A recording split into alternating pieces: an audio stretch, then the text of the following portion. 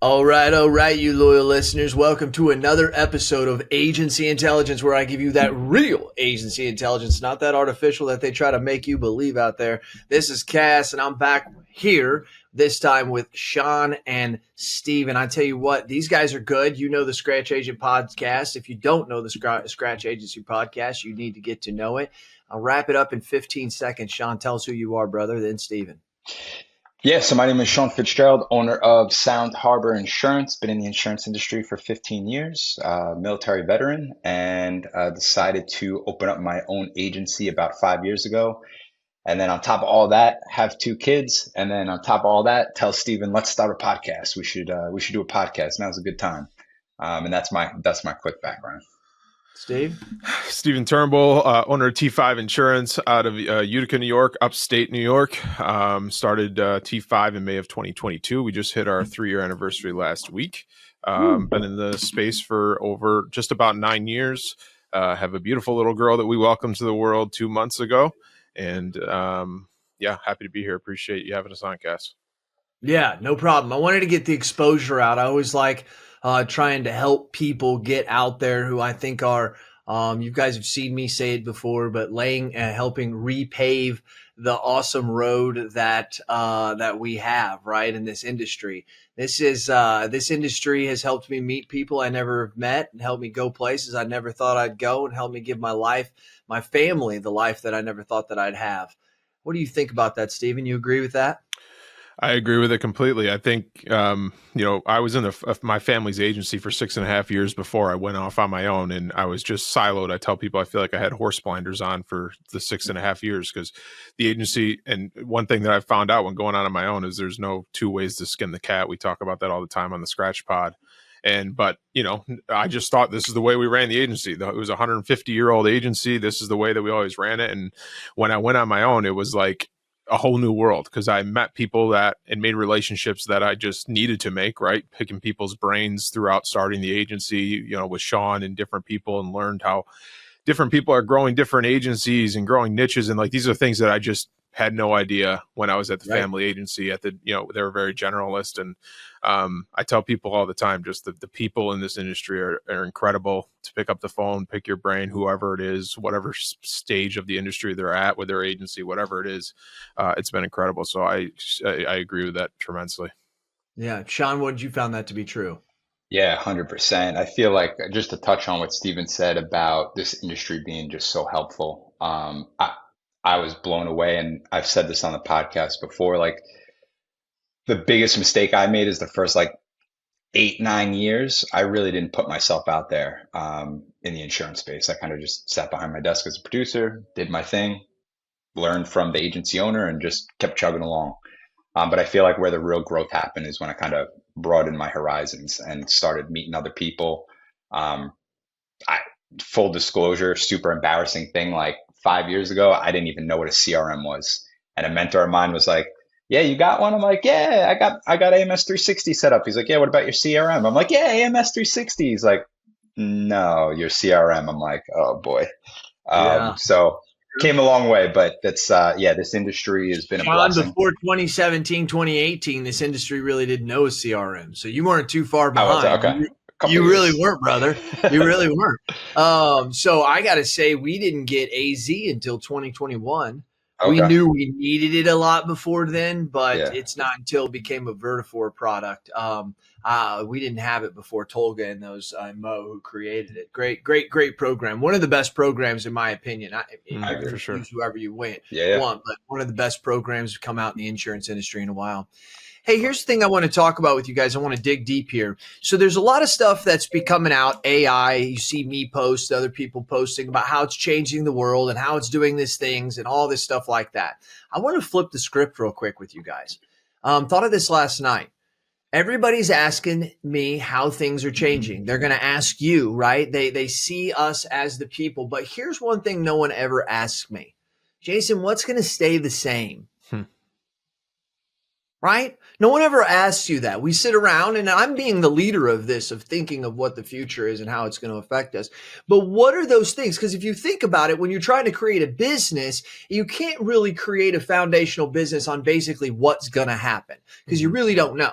But what you can base a business off is these are the solid things that we know will happen, right? This to me is more consistent revenue. Going after what might happen is more of a gamble revenue, right?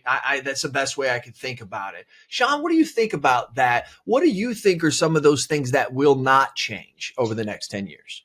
I think Steven will like the answer to this one is the importance of relationships, right? AI can help us be more efficient. We can definitely use it as leverage. You're still going to have those relationships. And we talked about it when we opened the call, right? Just broadening your horizons and talking and meeting to other people and seeing how they're running their agency and how little things you can grab from them to make you better. I think the relationship aspect of it is going to be the biggest thing for sure. And Cass, I've seen some of your posts about it. I think those posts you've been doing are great. Like, I think it can replace some jobs, but I do believe it's just going to be the agents who leverage AI the right way are going to be the ones that continue to move forward. That's my take on it. Okay, Steven? Yeah, I agree completely. And the first thing that comes to mind is what I've been saying, the last couple months as this has got more and more prominent. It's an enhancement to what we do. And if you look at it, if you want to dig deeper into that relationship game, which Shawn knows I love, like it'll just enhance the way that we can create relationships with people. And we can use the AI tools that we have in our agency to better serve our clients, our networks, our circles of influence, whatever it is, through AI to enhance that. One thing that Shawn and I are working on together now is this AI receptionist, everything that's out there about that. And from my agency, Shawn and I have a very different agency. My agency, we don't get a ton of inbound calls. It's most text, email, online forms, stuff like that. So I'm looking at the AI receptionist for after hours. How can that person that calls at 6 o'clock that thinks we're still open but wants a quote, how can we still serve them at that time instead of, between 9 to 5, whatever it is. And Shawn's using it during the day and all those things. But I think the biggest thing with the whole AI conversation, in my opinion, is like, what is this, like any tech tool that we talk about, what is this going to help me a problem, and how can it enhance the customer experience? And I think if we just continue to view it that way versus replacing, it'll change that mindset, in my opinion. We still got a cold call. Dang it. I've been trying to figure out ways not to cold call anymore, but unfortunately, I think that's going to stay around for a while unless the AI voice gets real smooth. But it seems like it's far away from that. So still got to pick up the phones, man. Good perspective. Dude, I'm sorry. I agree with you emphatically. Dude, a lot of great marketing can work and will drive revenue. You can be successful and never pick up the phone. I get it. But the fact is, especially at a scratch agency, if you need business and appointments tomorrow, outside of pulling up in front of people's houses or businesses and knocking on it, the best way is that. And I've always said, you get a little bit better relationship by walking in, but dude, you can make way more phone calls. I think the volume makes up there, right? Yep. Yeah. No, yeah. I'm with you on that 100%. You're still gonna have to put in the work. That's whether it's utilizing the AI, regardless, you're still gonna have to put in the work. Steven, you said it well. It does enhance. And I don't think people understand that. I really, truly believe that the efficiencies will become so much that you will redeploy those, the successful ones will redeploy that into productivity. I call that in the new manual that's coming out. I'm going to give you guys a copy. It's actually complete. I'm going to give you guys a copy as soon as this is over. It's called the swing efficiency score. And it's how much you can save in efficiency and swing that over to productivity. Now, here's the good part about that. I think that will only last a good 3 to 5 years, because when Steven starts to swing his efficiency over to productivity, year after year, you can only increase your efficiency so much, which means you can only redeploy so much on your productivity. At that point in time, I do think that we will start to increase our efficiency. And I think that's when you're going to start to see the layoffs. There's no doubt in the world, folks, anybody who's listening as a loyal listener, you guys already know my thoughts, and I want to get your thoughts on this. If we have the Reagan's best practices says it's $125,000 in revenue per employee in an agency. Say it's $1 million agency. Okay. That means there's 8 people in there right now. 7 of them are licensed, maybe 1 VE, maybe 2 VEs. Sounds about right. Right. Mm-hmm. That in 5 years to 10 years will be 1, maybe 2 licensed people, probably 1, maybe 2 VEs and a shitload of bots. If you really look at who left the scenario, it was the licensed people. It wasn't the VEs. It wasn't the owner. It's the license strictly off the fact that that's what most agencies are filled with. Yeah. Right. Yeah. What say you on that, Stephen? Let me get you on that first. No, I think, I mean, I think you're absolutely right. You hit it right on the head, but I think that goes back to the productivity you're saying about that swing. Can we do more with less? Can we do the same with less? And if that's, I talk with Cruz all the time about some agency owners he knows that have strong revenue numbers that just have a couple guys because maybe they only have a few carriers, but more importantly, they've gotten their systems boiled down to where they're productive, and this person handles this, that person handles that.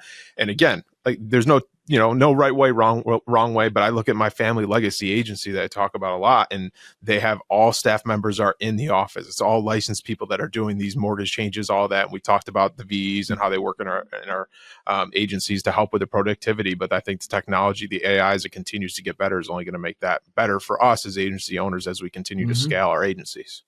I agree. Shawn, what you think? Yeah, I'm with you on both of it.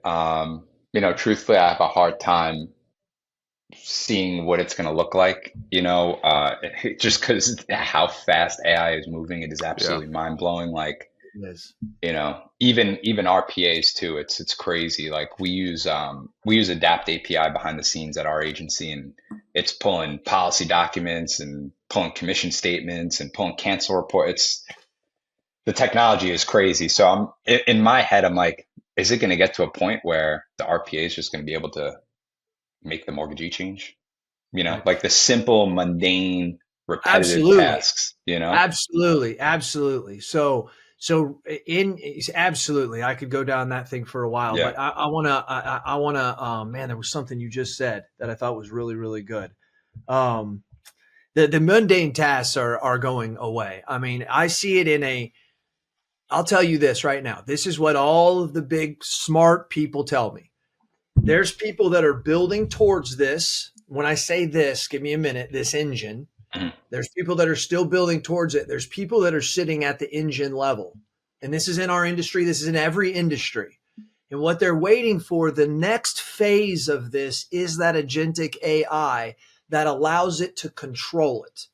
That's our problem right now, is that we have these bots that are really good at doing a single task or going out and finding tokens and putting things together.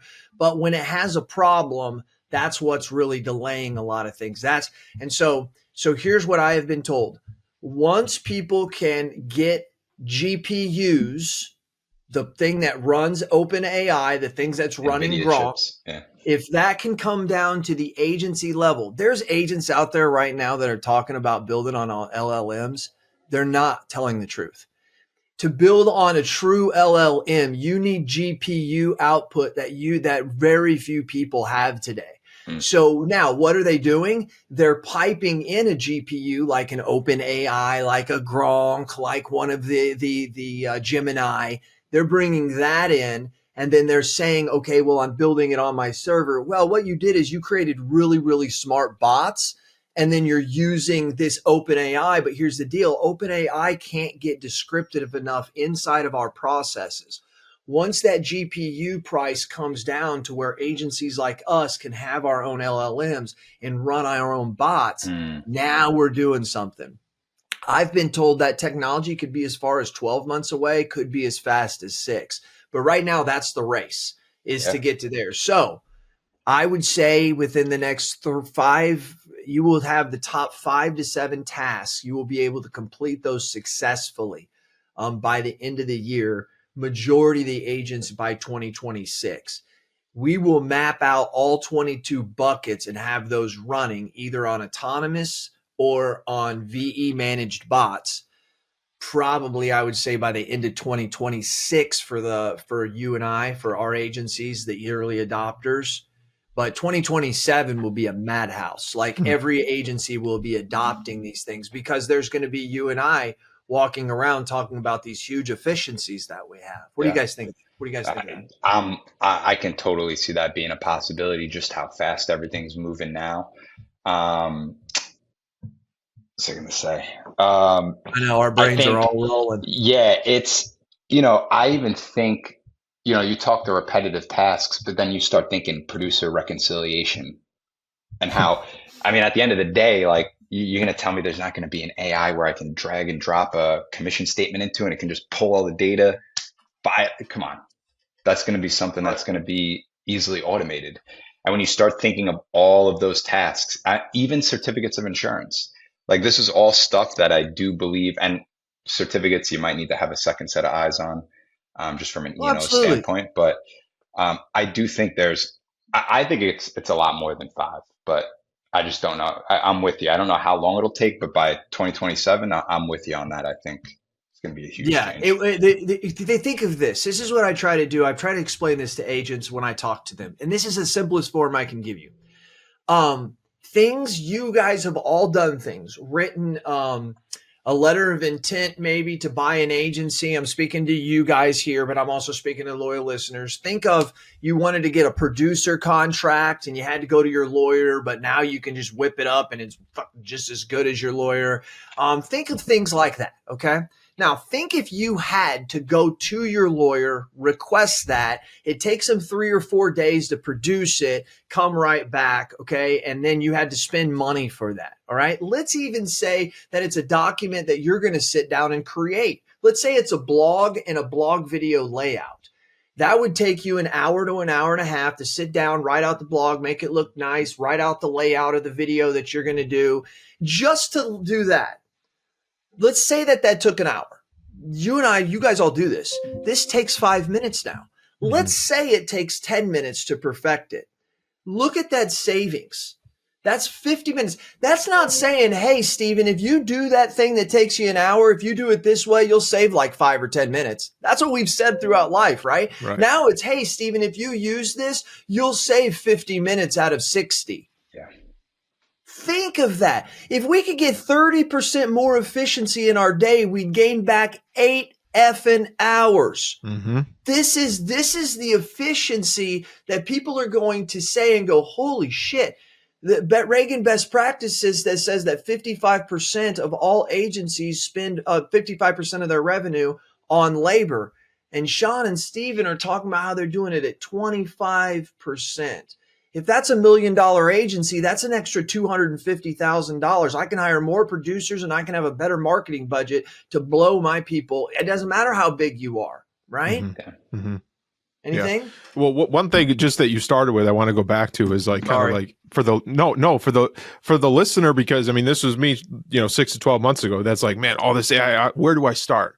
I tell everybody, even like with other people outside of the industry and the community I talk with, because I use ChatGPT so much. I tell people I'm in there more than my email at this point, right? As we all are. But I always tell people, just leave it open on your computer. Like all those things you just rattled off, like the contracts, all of that. And like we've used it a lot for training, put all of our SOPs in there. Now we have an SOP bot. We have like coverage questions in there and we have a specific folder for that.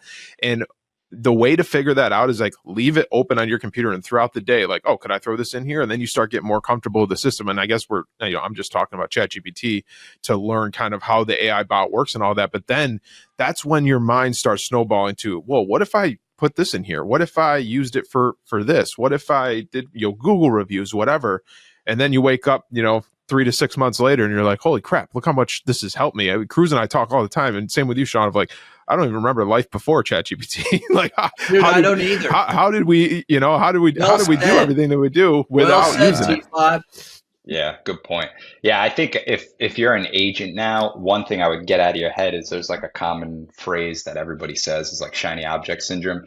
Just throw that out the window. You should be trying and learning and practicing and playing with all the AI tools right now, because that's how you're going to get better. I agree. Obviously, there's a fine line there somewhere, but I think it is, if it's going to change the game, even half of what Cass said, it's going to make a huge difference. Huge. Yeah. The other point I want to make, Shawn, is what you made yesterday. We recorded a podcast for ours just about how we're using AI for scratch agents and stuff. And one of the great points that Shawn made was like, before you go out and buy these new tools that are coming out, because there's one coming out every hour, check the current tools that you're using to see if they have AI capabilities. And we joked on the podcast we did that, we all get the million Ring Central marketing emails with new features, and just ignore them. But in that one email that you're ignoring, it's probably like, hey, now we have an AI receptionist, or hey, now we, so check the tools that you're currently using before you go out as well, because they're all adapting and all trying to keep up. They are. Yeah. So, where do you start? What do you do? Right. I'm going to show you guys something. I'm just going to I've never done this actually. I have never shared a screen on Riverside. So please, people, bear with me. I don't know if this is going to work, but I think it's going to. Son of Looks a gun, good. I think it has. All right. So this is about 95% complete, but I want you, everybody, if you're a loyal listener, you need to go to the YouTube channel and watch this so that you can see. Because what I did is I decided we're not going to look back 3 to 5 years like Reagan does and say, hey, Shawn, here's what they're doing 3 years ago today by giving you that. We're going to say, what does the agency look like in 2030? And let's build towards that. Totally different structure, right? But no one's doing it because no one's explaining it to agents. So for the last 3, 4, 5 months, I have worked on creating a manifesto, a manual that literally lays out to people why we're doing this, why we need to build this. And it's a manual. It's a tactical manual that puts it together in an executive summary, all the new metrics that we have brought forth. Not only do I bring the metrics in, but I also give them in different revenue bands, depending on how you are. Reagan, which keep in mind, I'm not against Reagan. We all need Reagan and we're going to continue. I want to hear everybody hear me say that. But Reagan, one of the things they do is they don't go below 1.25 in revenue. But yet majority of our agencies and our industry are below that. So we break that out even below. And we give you these scores of where you should be based on what, for instance, the staff efficiency score, the percentage of agency expenses allocated to staffing, license plus VEs. Now, this seems like stuff you may be like, well, why would we care about that? Those are going to be metrics that we're going to share as agencies to say, well, how many staff do you have versus VEs? And how many VEs are running what bots? Right? There's totally different things that we will think about in the future. I lay out all the different strategic models that you're going to find. I bring out the routing engine. This will be the engine that will be in every agency in some form or fashion. This is the backbone of how the routing agents with bots. We'll have 4 layers of everything that we do. We'll have fully autonomous bots, VE managed bots, virtual employees, and licensed staff. There's all the different frameworks. I literally map out 22 buckets of every thing that could possibly go on in an agency, and I map it over to the recommended handlers. Okay, I'm literally laying this out. You can take this to your designer, you could take this to your web person or your AI person. I give you metrics target by looking at where your revenue is. You guys can look at some of your revenue and you can say, how do I start tracking these metrics? We show you how to design them and build them. We give you case studies. We give you the mistakes to avoid of what we've seen. Then we give you the implementation guide. We say, here's exactly how you should do phase 1. Here's the keys for phase 1. We give you phase 2, structure and scale on building out the routing engine. Then we go to the action checklist, everything that you need to checklist and go through so that you can build this completely out. We actually give you a 30, 60, 90-day implementation strategy. And then we talk about the future state, where we talk about, this is really important, the 80-20 task automation. I believe that by 2030, 80% of our tasks will be done with virtual employees, virtual managed bots, and autonomous bots, and 20% will be done by licensed. And most of those will just be sales-oriented tasks.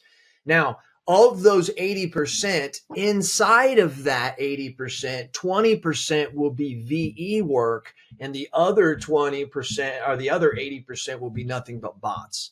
So that's where we kind of see this going, and it's in some of this. And so I lay this out and the reasons behind this, and some of the things. This is the big one: the cost of not doing it.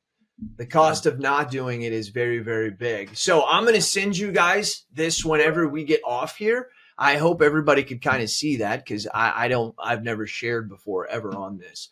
But does that make sense to you about what this manual is that lays out the frameworks and why we have to start thinking, and then maps it out for people? Yeah. I'm spinning after looking at that, to be honest with you. That's incredible. One thing I'm thinking about that I just thought about this whole conversation that you started with about what's going to remain the same. And my wheels are turning just for my agency and myself of like, what's going to remain the same? What do you want to remain the same for your agency? And then working the technology and the AI backwards into that. You know, I kind of use the example of Shawn and I with a virtual receptionist of where we're at together and how we're looking at it at two different ways. But I love flipping the script and saying like, what will remain the same? What do you want to remain the same for your agency and the way that you help your policyholders, and then backing into the bots, the technology to fill the rest of that void. I think that's incredible. It's the 100% Bezos method. Yeah. He said why everybody else worried about their competitors. I would tell my team over and over, we don't care about our competitors. We care about what does our customer want. You know what our customer wants? They want 2-day shipping. What's our customer want? They want 1-day shipping. How do we get there? And then when we build that, they left all their competitors in the dust. You know what I mean? And everybody else was like, how do we get like Amazon? How do we get it? And it's just totally crazy. Yeah. To be honest with you, the more Bezos has been retired and the more he talks, you really start to see like his genius, because he's never been a real big vocal person up until recently. Up until he got those muscles. Yeah. Well, and a new wife and all kinds of stuff. I mean, he lost half his bank account, but you know, when you go from 100 billion to 50 billion, and you know, I mean, it depends on the relationship you had with the wife. I'm not downing it, kid. It's interesting. I mean, it was embarrassing when those guys started tracking his planes to like these God. Malaysia and shit, and his wife's like, "Wait a minute, I thought you were in France." I tell you what, technology will get your ass. Everything's in the cloud. Think about back in the 70s and 60s and shit. You can get away with anything. Yeah. I mean, anything. I mean, gosh darn it. All right, last thing I want to talk about, I want to get this in your mind because I like talking about stupid shit that agents think, and that we just need to just break this up, okay? So I get this. I read this all the time, right? I got to get this here. I just can't believe you guys use that AI because you're putting that information in there.